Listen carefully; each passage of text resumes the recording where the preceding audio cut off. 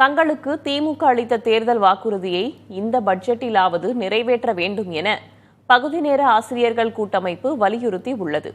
இது தொடர்பாக பகுதி நேர ஆசிரியர் கூட்டமைப்பின் மாநில ஒருங்கிணைப்பாளர் செந்தில்குமாருடன் நமது செய்தியாளர் ஸ்ரீதர் நடத்திய கலந்துரையாடலை பார்க்கலாம்.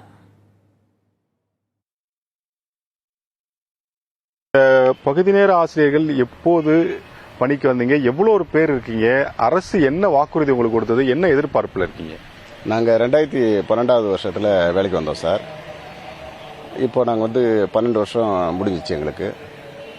திமுக தேர்தல் வாக்குறுதியில் பணி நிரந்தரம் பண்ணுறோன்னு சொல்லியிருந்தாங்க. இது கிட்டத்தட்ட 3 வருஷம் முடிய போகுது. ஏற்கனவே 3 பட்ஜெட் படிச்சுட்டாங்க. இப்போ 4வது பட்ஜெட்டு நாளைக்கு திங்கட்கிழமை சமர்ப்பிக்கிறாங்க.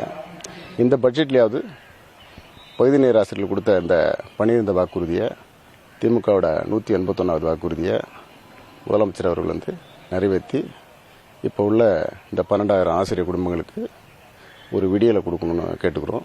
இது காலமுறை சம்பளம் தான் எங்களுக்கு விடியல். இப்போ எங்களுக்கு 12,500 தான் சம்பளம் கிடைக்குது. இது இந்த காலத்துக்கு ரொம்ப விலைவாசி ஏற்றத்துக்கு பத்தாது. ரொம்ப சிரமப்படுறோம். இதை திமுகவுக்கு நல்லாவே தெரியும். ஏன்னா எதிர்கட்சியாக இருக்கும்போது திமுக தான் பகுதி நேர ஆசிரியர்களுக்கு தீர்மானம் கொண்டு பேசியிருக்கு.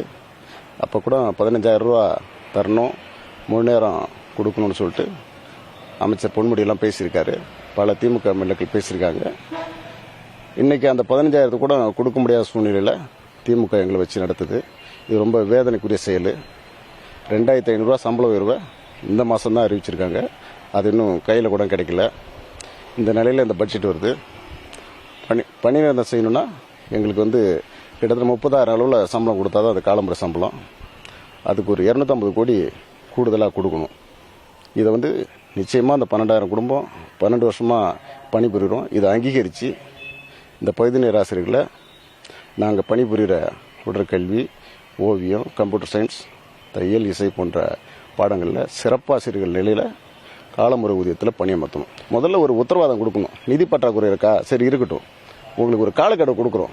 ஒரு 2 வருஷத்தில் செய்கிறோம், இல்லை 1 வருஷத்தில் செய்கிறோம், கவலைப்படாதீங்கன்னு ஒரு முதலமைச்சர் உத்தரவாதம் கொடுத்து இந்த மே மாதம் சம்பளம், எல்லா நாளும் வேலை, இந்த முழு நேர வேலை, இந்த மருத்துவ காப்பீடு, இந்த இறந்து போனால் அந்த குடும்பத்துக்கு ஒரு 5 லட்சம் பணம், இந்த போனஸ், இது போன்ற ஒரு அரசு சலுகை கிடைக்கணும்.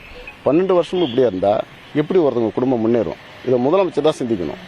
இது அதிகாரிகளோ அமைச்சரோ அந்த கோரிக்கை எங்களுக்கு கொடுக்கல. கோரிக்கை கொடுத்து வாக்குறுதி கொடுத்ததெல்லாம் முதலமைச்சர் அவர்கள் தான். அதனால் திரும்ப திரும்ப பல கட்சிகள் வலியுறுத்துறாங்க. இல்லை, இத்தனை கட்சிகள்.